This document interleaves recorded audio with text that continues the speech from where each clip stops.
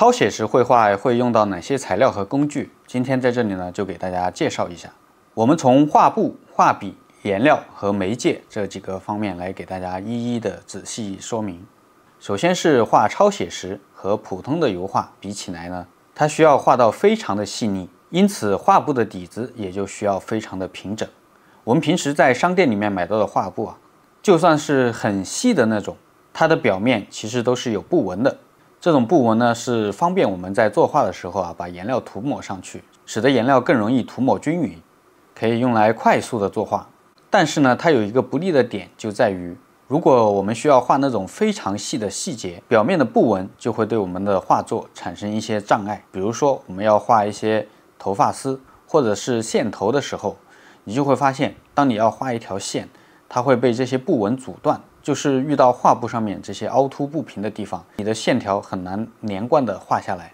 这样也就画不出来那种非常细腻的效果。因此呢，我们在画超写实的时候，要选择这种超平的镜面底的画布。那在我的网课里面呢，也有给大家介绍怎么样制作这种超平整的超写实画布。但是啊，这个制作的流程是非常麻烦的。那如果是对于制作画布的底子没有经验的同学呢，我推荐大家去购买这种已经做好的成品的画布。当然啊，像这种画布，它的价格比普通的画布的价格要贵很多。但是因为像做这样一块画布，需要用到的流程、需要用到的工序啊，都是非常复杂的，也可以说是物有所值吧。我现在面前的这一块呢，就是古典油画的土红油性底的镜面底的画布。它的表面是非常平整的，几乎是看不到一点布纹，因此我们如果用它来画作超写实的一些细节的时候，它就是可以非常的方便。大家可以对比一下，用这种画布和普通的画布画出来的效果。但是呢，像这种画布它有一个缺点，就是它很难挂得住颜料啊，因为它表面太光滑了，我们一笔画上去之后，那个颜色是不容易附着在上面的。因此呢，当我们需要画一些非常细腻的部分啊，可能需要反复的涂抹，一遍一遍的画上去啊，才能把颜色画得均匀。像这样一个60×80的画布啊，大概是需要600多块钱人民币，其实是比起普通的画布来说呢，要贵很多。如果有一些海外的同学啊，不方便在我们的国内购买这些画布的同学，你是可以按照我的教学购买材料自己去制作。好，接下来我们再看看要用到画笔啊，画这种超写实油画呢，对于画笔的要求也是非常的高的。有些细节，如果你用的笔不对，其实就很难画得出来。但是呢，我们好钢要用在刀刃上。平时在作画的时候啊，可以把普通的画笔和高级的画笔分阶段来使用。比如说啊，我在大面积涂抹颜色的时候呢，我就会选择一些相对便宜一点的笔，这样即使使劲的造也不怕浪费。当需要刻画一些非常重要的细节的时候呢，就要选择比较好的、高级的、可靠的笔。总结一下我这些年用过的一些比较顺手的画笔，现在也用的比较多的一些画笔。首先说一下啊，这一款价格比较便宜实惠的名义画笔的狼毫笔，它的价格就比较亲民，一支才几块钱。平时用的时候呢，也是完全不会舍不得。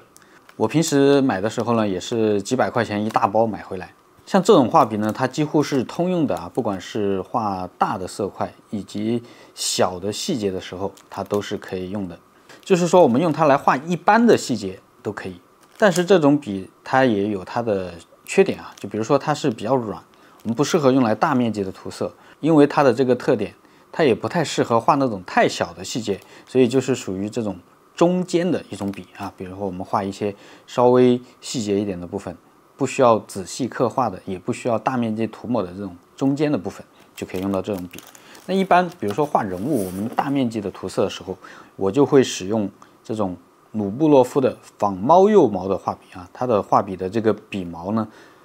弹性更好一些，柔韧性更好一些。我们可以用它来蘸大量的颜色，然后反复的涂抹，这样子也是很方便的把颜色抹开。一般我画人物啊，用这种笔把大面积的色块铺好以后，再用这种名义画笔的这种软一点的笔啊，去做一些小的细节的处理。但是当我们要画到一些更加重要的部分的时候呢，这里我们就需要用到更好的画笔了。那这边我最常用的呢，就是这种西班牙笔黄 Escoda 啊，这个泰米尔雕毛笔，这种柯林斯基啊泰米尔雕毛笔。那这种笔呢，其实是非常可靠的啊，我大的小的其实都有买。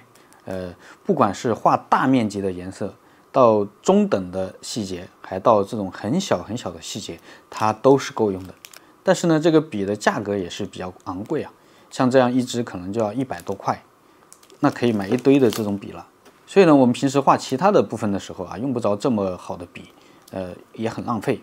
我们用这种笔啊，就刻画一些像眼睛啊、头发啊、嘴唇啊一些很细的部分啊，特别需要深入的部分，我们就会用到这种笔。那像这种笔呢，我们在使用完之后也要好好的保养啊，就要把它洗干净，然后抹上护笔膏。那在我的链接里面呢，也有一款乙君的护笔膏。大家如果感兴趣的朋友啊，也可以点击购买。那我平时在画完画之后呢，也是会清洗好这个画笔，然后给它涂抹上护笔膏。这样一支笔的话，用个半年左右是没有问题的。如果大家经常看我的视频啊，可以看到我的这几种笔的上镜率是非常高的。好的画笔呢，就像战士手里的武器，是非常重要的。那我平时拿到这个画笔啊，我也是感觉像拿了一把宝剑一样啊，也是非常的爱惜。接下来我们再看看颜料方面啊。画超写实油画呢，对于颜料的要求比画一般的油画来说啊，要求要高很多。可能刚刚开始画油画的同学啊，没有什么感觉，但是如果你画的时间比较长了之后，你就会发现这种好的颜料跟差的颜料，它们之间的区别还是非常大的。尤其是在当我们需要画这种超写实油画啊，比较细腻的画作的时候，好的颜料呢，它的色彩更加的浓郁，更加厚重。就是我们只需要薄薄的一点就可以产生那种很好的遮盖效果。然而差的颜料呢，它就会比较透，颜色的含量会比较低。那如果想要达到同样的效果，就必须要厚涂。如果厚涂的话，你就没有办法去画这种很细腻的效果了。我平时用的最多的呢是老荷兰的颜料，这种颜料啊，它的价格也是比较贵的。但是相对于其他的颜料来说啊，这种颜料它的色度是非常浓的。而且呢，它的干燥速度也比普通的颜料要快很多。老荷兰的这种颜料呢，它是手工的，比起一般的颜料来说，它的颗粒感要稍微重一些。因为普通的颜料用机器研磨的啊，比较细腻，那颜料的质地呢，相对也就比较软。老荷兰的颜料呢，它的干燥速度也会比普通的颜料要快很多。因此啊，当我们画这种多层一遍一遍的画法的时候啊，用这种颜料呢，可以让你能够更快的进入下一遍的描绘。那除了老荷兰颜料以外呢，我平时也会使用伦勃朗或者威廉斯堡这两种颜料。那这两款颜料呢，相对于老荷兰来说呢，它的质地要更加的偏软一些，但是仍然是色彩非常浓郁的。我前面也做过一些测试，这两款颜料的色度也是非常的优秀，它的变色啊、变黄的程度也是比较低的，也是非常不错的颜料。我们画超写实的颜料啊，虽然很贵，但是呢，我们其实用的量很少。平时在画画的时候啊，只要挤出来一点点啊，可以让你画一整天了。有些用的比较少的颜色，2-3年之内都用不完。当然，如果像白色、太白啊、铅白啊这种，用起来就会比较快一些。好了，说完了颜料呢，我们再聊一下媒介。画超写实油画用到的媒介啊，和普通油画用到的媒介也是类似的。我比较常用的稀释剂呢是这一款橙花油。在画人物皮肤的时候呢，我用的比较多的是亚麻油、日晒稠油、三合油。我们在画人物皮肤的时候啊，一定要遵守一个肥盖瘦的原理，就是说底层的颜色呢，含油量要比较低，比较瘦。在一开始的时候，我们要多加一点稀释剂来画底稿，然后逐步增加油的比例。最开始用稀释剂，然后用稀释剂加亚麻油，然后再用日晒稠油加稀释剂，然后再用三合油啊，可以按照这样的一个步骤来作画。一定要关注一件事情呢，就是我们使用媒介的结膜的牢固程度。我前面举出来的这几款媒介啊，它的结膜程度都是比较好的。结膜好的媒介啊，画出来的画呢，它就不容易被蹭掉。如果结膜不好呢，它很容易被我们之后的操作把之前画过的颜色给它蹭掉。我在画服装啊、布料这些东西的时候呢，那就要注意到一个问题，比如像画蓝色或者白色的布料的时候，我们要防止这两种颜色变黄。如果我们还是像画皮肤一样啊，使用亚麻油来画蓝色和白色的部分，那它会很容易变黄，这2种颜色变黄就会比较明显啊，会特别影响我们的画面。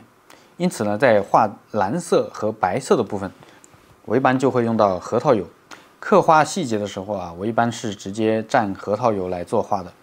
但是你也要注意一点啊，核桃油的好处就是不太容易变色，但是呢，它也有个缺点啊，就是它的结膜和干燥速度比起亚麻油来说就会稍微差一些。因此呢，如果我们在用核桃油刻画的地方啊，你一定要注意，不能够过早的给它刷上光油。使用核桃油作画的部分呢，也不太适合我们这种反复的照染上色。还有一点啊，就是这种稠油，这种稠油呢，它比较适合画我们的皮肤。这样是可以画出非常柔和、非常柔软的这种皮肤的质感，但是呢，它不能用来刻画细节，因为像稠油这种媒介，它在画完之后会慢慢的扩散啊，就是2个相邻的颜色很容易被它融合到一起，这样子如果你画上去的一些细节它就融掉了。当然，你也可以利用它这种特性来制作一些特殊的基底的效果。其实，在我这么多年的作画经验当中呢，也是用过各种各样不同的媒介。但是，当我把所有的这些媒介都用下来之后呢，你就会发现，其实是万变不离其宗的。我们之所以采用不同的媒介是为了在不同的条件之下，能够更顺畅的作画。其实一定要明白一个点啊，就是我们作画的时候用到的材料，它是简单一点更好。因为当你用的成分太多了太复杂了之后，它会容易出问题，而且你都不知道它问题是出在哪里。